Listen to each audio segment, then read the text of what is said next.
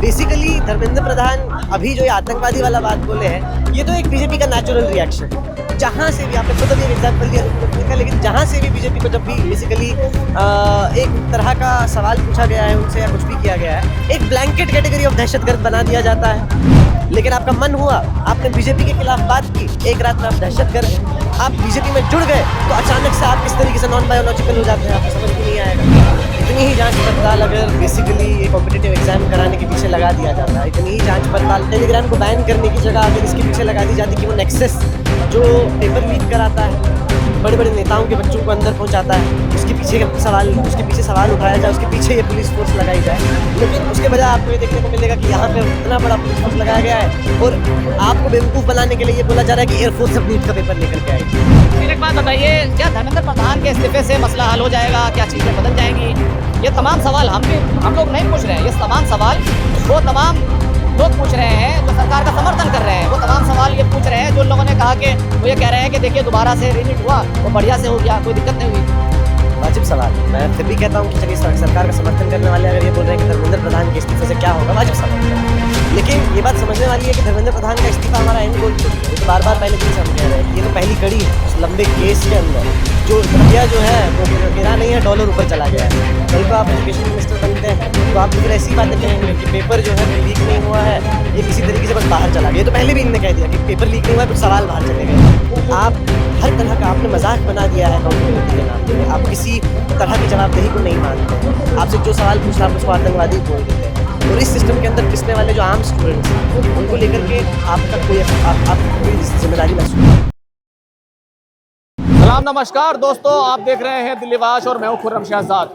जंतर मंतर पर कॉकरोच जनता पार्टी ने अनिश्चितकालीन हड़ताल शुरू कर दी है। सोनम वांगचुक इस पूरी हड़ताल को लीड कर रहे हैं और उसी के साथ साथ लेफ्ट संगठन जो छात्र संगठन हैं उनसे जुड़े हुए जो एक्टिविस्ट हैं वो भी आज भूख हड़ताल पर, अनिश्चितकालीन भूख हड़ताल पर बैठ गए हैं। यहाँ पर देखिए, यहाँ पर ये तमाम लोग जो है भूख हड़ताल कर रहे हैं। जैसे सोनम वांगचुक भूख हड़ताल पर है, अनशन पर है, वैसे ही ये तमाम लोग भी यहाँ पर भूख हड़ताल पर है। इसमें नेहा है, दानिश है, अमीन है और भी कई लोग, दीपक हैं, कई लोग यहाँ पर भूख हड़ताल पर बैठे हुए हैं। और इनकी भी वही मांग है कि शिक्षा में पारदर्शिता आनी चाहिए। इनकी भी वही मांग है कि किस तरीके से जिस पेपर लीक हो रहे हैं उसको लेकर धर्मेंद्र प्रधान जिस तरह चुप्पी साधे हुए हैं, प्रधानमंत्री उनको जन्मदिन की मुबारकबाद दे रहे हैं, वो तमाम सवाल। और मेरे साथ इन्हीं सवालों पर बातचीत करने के लिए हैं सईद साहब जो जम्मू कश्मीर से आते हैं। सईद भाई, आप लोग भूख हड़ताल कर रहे हैं, तमाम लोग यहाँ पर हैं। धर्मेंद्र प्रधान का इस्तीफा अभी तक नहीं हुआ है। प्रधानमंत्री ने मुबारकबाद जन्मदिन की दी है। प्रधानमंत्री की मुबारकबाद जो है वो अपने आप में ही ये बात बताता है कि धर्मेंद्र प्रधान कितने परेशान हैं। और प्रधानमंत्री की वो मुबारकबाद असल में हमारे इसका सबसे बड़ा रिकग्निशन है, जो यहाँ पे हम इतने लंबे वक्त से एक प्रोटेस्ट चला रहे हैं। पहले इतने दिनों से हम इंडेफिनिट सिट इन चलाते रहे, अब यहाँ पर हमारे 6 साथियों ने ये फैसला किया है, अलग अलग यूनिवर्सिटी से जो साथी हैं सब साथियों ने ये फैसला किया है कि अब इसी आंदोलन को एक दूसरे मोड़ पर भी लेकर के जाया जाए। जैसे सोनम वांगचुक जी वहाँ बैठे हुए हैं, वैसे ही यहाँ पे हमारे साथियों ने डिसाइड किया कि अब भूख हड़ताल की तरफ एक रुख लिया जाए। तो उस लिहाज से हमारी ओर से तो यही आगे की कोशिश है कि अब इसको जितना हो सके उतना एक नए तर्ज पे, एक नए लेवल पे लिया जाए इस आंदोलन को और आगे और। लेकिन जिस तरीके से खुद धर्मेंद्र प्रधान के बयान आ रहे हैं और टेट के पेपर लीक हो रहा है, उस सब के बावजूद धर्मेंद्र प्रधान कह रहे हैं कि जंतर मंतर पर जितने लोग इकट्ठे हुए हैं वो तब दहशतगर्द हैं, आतंकवादी हैं। और जम्मू कश्मीर से ज़्यादा इस दर्द को कौन समझ सकता है? बिल्कुल, मैं यहाँ पे हालांकि बतौर आयशा दिल्ली के अंदर जो मेरा रोल है उसके लिहाज से अगर मैं इस बात का रिस्पॉन्ड करूँ तो सबसे पहले तो उन्होंने जो बोला कि यहाँ पर दहशतगर्दों की बी टीम है। दहशत उनके मन में उभरी, दहशत इस बात की कि लोग अब जवाबदेही मांगने लगे, दहशत इस बात की है कि लोग सड़कों पर आ गए, दहशत इस बात की है कि लोग इतने सवाल उनसे पूछ रहे हैं लेकिन इसके बावजूद उनसे पेपर लीक रुके ही नहीं जा रहे हैं। ये वो नलके मतलब जैसा हो गया है कि जिसके वो कितनी भी चाबी क्यों ना घुमाए लेकिन वो लीक हुए ही जा रहा है। तो बेसिकली धर्मेंद्र प्रधान अभी जो ये आतंकवादी वाला बात बोले हैं, ये तो एक बीजेपी का नेचुरल रिएक्शन।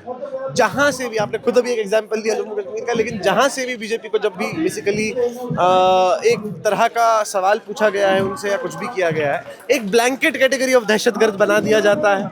मतलब उसमें वो सब लोग हो सकते हैं जो कल शायद बीजेपी के अपने खेमे के अंदर बैठे हुए थे, लेकिन आपका मन हुआ, आपने बीजेपी के खिलाफ बात की, एक रात में आप दहशतगर्द हैं, आप बीजेपी में जुड़ गए तो अचानक से आप किस तरीके से नॉन बायोलॉजिकल हो जाते हैं, आपको समझ भी नहीं आएगा। लेकिन शाहिद साहब, सवाल सिर्फ इतना ही नहीं है कि वो सिर्फ बयान दे रहे हैं। दिल्ली पुलिस कई यहाँ पर जो एक्टिविस्ट हैं, जो यहाँ पर पानी पिला रहे थे, खाना बांट रहे थे, उनकी जांच पड़ताल में जुट गई है, उनके घरों पर जा रही है, उनके घर के फोटो खींचे जा रहे हैं, उनके शॉप के फोटो खींचे जा रहे हैं। इतनी ही जांच पड़ताल अगर बेसिकली ये कॉम्पिटिटिव एग्जाम कराने के पीछे लगा दिया जाता, इतनी ही जांच पड़ताल टेलीग्राम को बैन करने की जगह अगर इसके पीछे लगा दी जाती कि वो नेक्सस जो पेपर लीक कराता है, बड़े बड़े नेताओं के बच्चों को अंदर पहुंचाता है, उसके पीछे सवाल उठाया जाए, उसके पीछे ये पुलिस फोर्स लगाई जाए, लेकिन उसके बजाय आपको ये देखने को मिलेगा कि यहाँ पे इतना बड़ा पुलिस फोर्स लगाया गया है और आपको बेवकूफ़ बनाने के लिए ये बोला जा रहा है कि एयरफोर्स अब नीट का पेपर लेकर के आएगी। एयरफोर्स के नीट का पेपर लेकर के आने से क्या हो?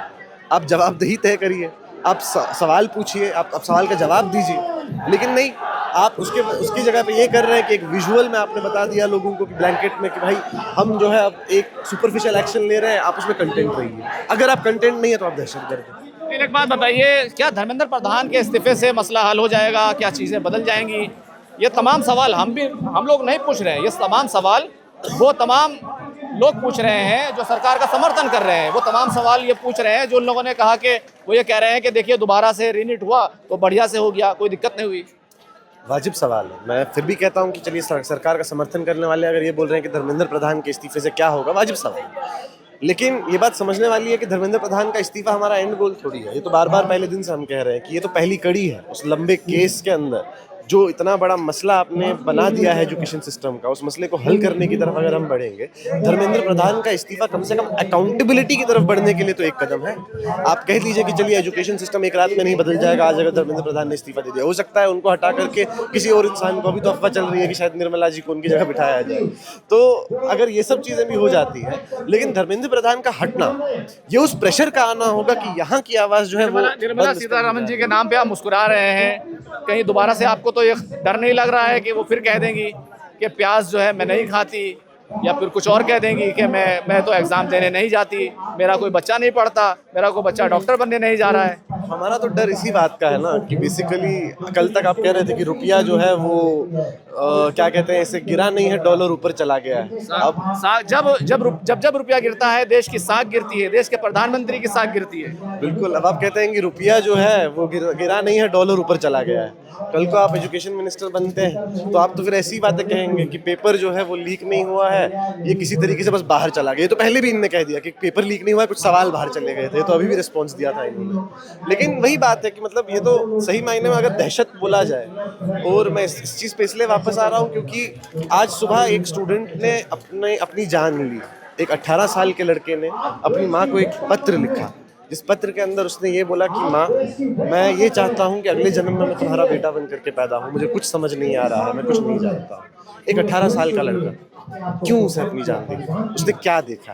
उसे क्यों भला इस चीज़ के लिए मजबूर किया जाए? उसे क्यों ऐसा महसूस कराया जाए कि जब उसने दुनिया में कदम भी नहीं रखा है उसकी ज़िंदगी पहले ही ख़त्म हो चुकी है? इसका जवाब कौन देगा? आप हर तरह का आपने मजाक बना दिया है अकाउंटेबिलिटी के नाम पे। आप किसी तरह की जवाबदेही को नहीं मानते हैं। आपसे जो सवाल पूछता आप उसको आतंकवादी बोल देते हैं, और इस सिस्टम के अंदर पिसने वाले जो आम स्टूडेंट्स उनको लेकर के आपका कोई जिम्मेदारी महसूस ही नहीं करते। शाहिद साहब, देश हित में धर्मेंद्र प्रधान इस्तीफा नहीं दे रहे हैं। देश की शिक्षा व्यवस्था कहीं बीच में दिक्कत ना पैदा हो जाए, नीट का एग्जाम होना था तो उन्होंने इस्तीफा नहीं दिया।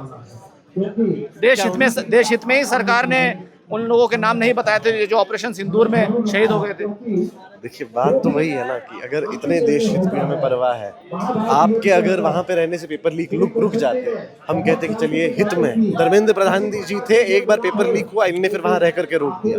आपसे तो कल भी पेपर लीक नहीं रुक रहे हैं, उससे पहले भी पेपर लीक नहीं रुक रहे हैं। आप राज्य का नाम बोल दीजिए, एक स्टेट का नाम बोल दीजिए, आपको पता चल जाएगा अरे अभी इसमें ये एग्जाम का पेपर लीक हुआ। तो बेसिकली ये जो ठेका करनी है, ये बेसिकली ठेका करनी एनडीए के हाथ में देना, एक ऐसी बॉडी जो कि मतलब अनअकाउंटेबल है, प्राइवेटाइज्ड है, पूरी तरह से कोई जवाबदेही नहीं रखती है, उसके हाथ में आप इतना इंपॉर्टेंट एस्पेक्ट दे देते हैं लोगों की जिंदगी का, तो फिर आप अपनी जिम्मेदारी महसूस ही नहीं करते। एंड गोल क्या है आप लोगों का?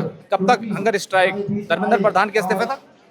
यहाँ पे जो एंड गोल है वो तो फिलहाल के लिए ये है। इमीडिएट गोल मैं कहूँगा, इमीडिएट गोल जो है वो ये है कि धर्मेंद्र प्रधान का इस्तीफा हो। एंड गोल तो हमारा बेशक यही है कि जो एजुकेशन सिस्टम है उसमें जिस तरह की बर्बादी की गई उस बर्बादी को रिवर्स भी किया जाए और उससे बियॉन्ड भी जाए। देखिए, बड़ा सवाल यही है, धर्मेंद्र प्रधान दिन तमाम छात्रों को दहशतगर्द बता चुके हैं, अब उनकी मांग के ऊपर क्या वो इस्तीफा देंगे, यही सबसे बड़ा सवाल है। और अब निर्मला सीतारमण का नाम शिक्षा मंत्री के तौर पर आने लगा है, लेकिन सवाल ये है, क्या फिर नहीं कहेंगी प्याज नहीं खाती, प्याज महंगी क्यों हुई, शिक्षा मंत्री बनेगी तो कितना शिक्षा को संभाल पाएंगी, यह तो सब भविष्य में है। लेकिन सवाल इन छात्रों का है, उस तमाम लोगों का है जो कांग्रेस जनता पार्टी से उम्मीद लगाए हुए हैं कि देश की शिक्षा में सुधार होगा। खुर्रम शहजाद, दिल्ली।